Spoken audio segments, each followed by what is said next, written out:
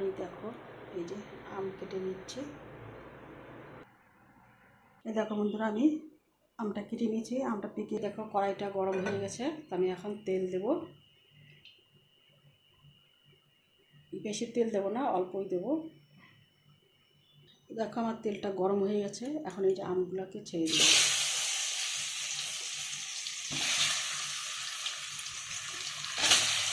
এই দেখো সব আমগুলোকে দিয়ে দিয়েছি।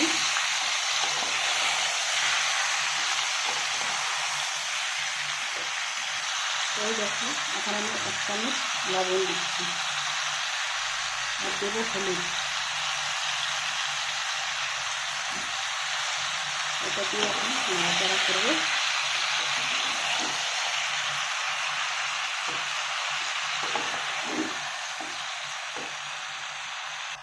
আর দেবো 1 চামচ লঙ্কার গুঁড়ো, বেশি দেবো না ঝাল।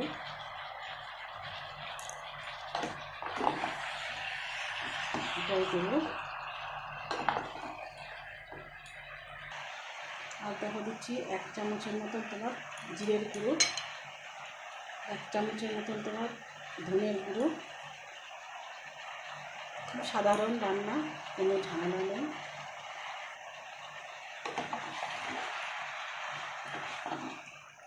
খুব ভালো করে এটাকে নাড়াচাড়া করতে হবে। খেতে খুব ভালো লাগে। আর একটা জিনিস দিতে ভুলে গেছি, আর দেবো একটু হিং। হিংটা দিলে আচারটা খারাপ হবে না, যার জন্য হিংটাকে দেবো।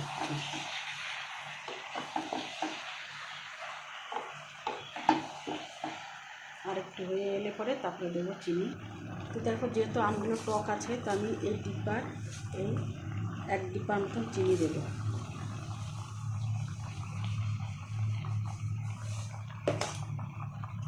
এবার চিনিটা দিয়ে ভালো করে নাড়াচাড়া করতে হবে, কিন্তু জল দেওয়া যাবে না। জল দিলে কিন্তু খারাপ হয়ে যাবে। একটুকু জল ইউজ করবে না।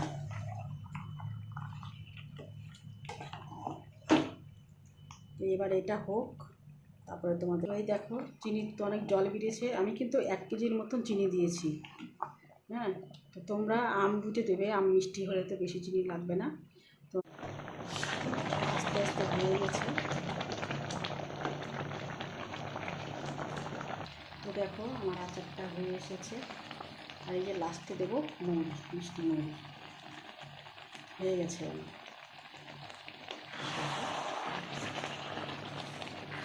খেতে কেমন হবে জানি না। এই হয়ে গেল।